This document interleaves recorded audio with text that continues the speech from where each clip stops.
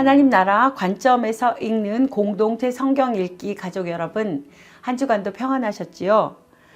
우리는 믿음의 식구들과 함께 창세기를 시작하여 모세오경, 역사서, 시가서를 함께 읽으며 은혜를 나누고 있습니다. 이번 주부터는 이사야서를 시작으로 선지서를 읽게 됩니다. 어떻게 보면 성경 읽기 중 가장 힘든 시간이 될 수도 있겠습니다. 더위가 시작되기도 하였고 선지서 읽기에는 내용적으로 조금 어려움이 있습니다. 하지만 잘 이겨내셔서 말씀으로 주시는 은혜로 풍성한 시간들이 되시기를 간절히 소망합니다. 선지서는 예언서라고도 부르기도 하는데요. 선지서에는 대선지서, 소선지서로 나눕니다. 이것은 얼마나 훌륭한 선지자냐라는 것으로 나누는 것이 아니라 기록된 분량을 가지고 나눈 표현입니다. 기록된 분량에 따라서 이사야서, 예레미야서, 예레미야애가, 에스겔, 다니엘서 5권의 성경을 대선지서라고 하고 호세아, 요엘, 아모스, 오바댜, 요나, 미가, 나움, 하박국, 스바냐, 학개, 스가랴, 말라기를 12권의 성경을 소선지서라고 합니다. 그런데 선지서들은 내용을 이해하기가 조금 어려울 수 있습니다. 그 시대의 역사적인 배경을 이해해야 하고 그러한 배경 속에서 선지자가 어떠한 메시지를 전하고 있는지를 알아야 하기 때문에 성경들 가운데 읽기에 조금 어렵게 느껴지기도 합니다. 담임 목사님께서 말씀하신 것을 인용하면 처음부터 모든 것을 이해하겠다고 생각하기보다는 조금 가벼운 마음으로 읽으시기 바랍니다. 이번 주에 우리가 읽게 될 성경은 이사야서 1장부터 35장까지입니다. 이사야서도 역시 당시 역사적인 상황이 배경이 되고 있습니다. 이사야서 1장 1절에 보면 이사야 선지자가 활동하던 시대적인 배경이 나옵니다. 1절 말씀입니다. 유다 왕 우시야와 요담과 아하스와 히스기야 시대에 아모스의 아들 이사야가 유다와 예루살렘에 관하여 본 계시라. 아멘. 이사야 선지자는 우시야 왕, 요담 왕, 아하스 왕, 히스기야 왕 시대에 활동합니다. 당시 중동 지방의 국제 정세를 살펴보면 국제 질서가 급하게 재편성되고 있었는데요. 아수르의 디그랏 빌레셋의 등장과 함께 아수르가 그 지역의 패권을 장악하는 국가로 급부상하게 됩니다. 어떤 나라는 아수르에게 조공을 바치며 섬기기도 하였고 어떤 나라는 아수르에 대항하기도 합니다. 그 지역의 국제 질서가 아수르를 중심으로 재편성됩니다.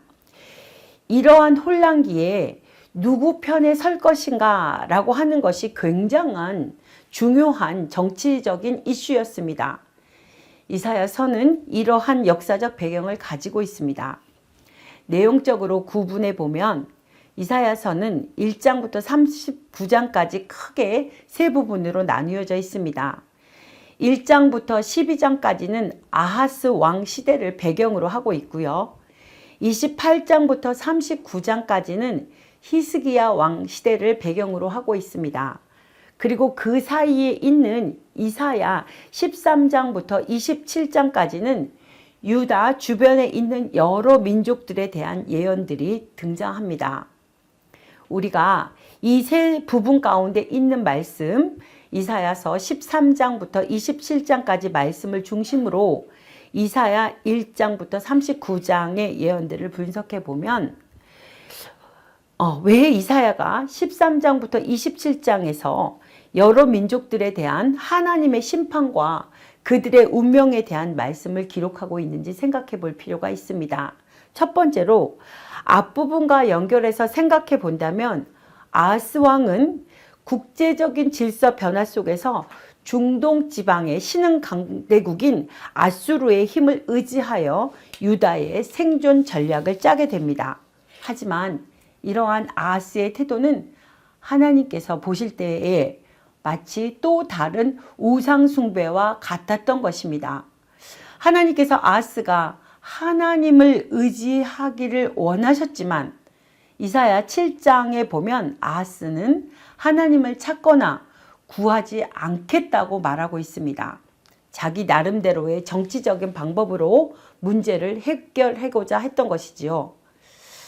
가운데 단락인 민족의 운명에 대한 말씀은 아하스의 이러한 생각이 얼마나 어리석은 것인지를 보여줍니다.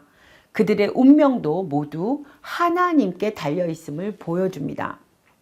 두 번째로 민족들의 운명에 대한 말씀을 뒷부분과 연결해서 생각해 보면 아하스의 아들 히스기야는 달랐을까요? 히스기야도 역시 마찬가지였습니다. 그도 역시 아수르의 위협에서 벗어나기 위해 애굽을 의지하고자 했습니다.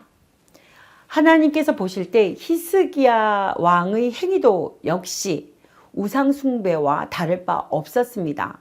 민족들의 운명에 대한 가운데 부분은 온 세상에 대한 하나님의 주권을 선포하는 말씀입니다. 그러면 그들에게 필요한 것은 무엇이었을까요? 하나님의 주권을 인정하고 오직 하나님께서 그들에게 주신 직분에 따라 공의와 정의로 나라를 다스리는 것이었습니다. 하지만 그들은 자기들의 방법대로 정치적인 수단을 이용해서 문제를 해결하고자 하였습니다. 여러분, 하나님과 나와의 관계를 바르게 하는 것이 가장 우선되는 순위입니다.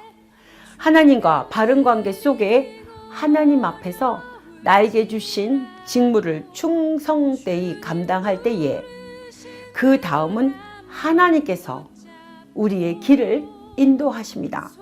이번 주간에는 이사야서 말씀을 읽게 되는데 온 세상의 주관자 되시는 하나님을 바라보며 하나님 앞에서 내게 주신 직분을 충성되게 감당하며 이니 뚝 신이 고의 삶을 살아가는 공동체 성경 읽기 가족 여러분이 되시기를 간절히 소망합니다. 결코 처음 받는 길은 아니야. 수천 년 동안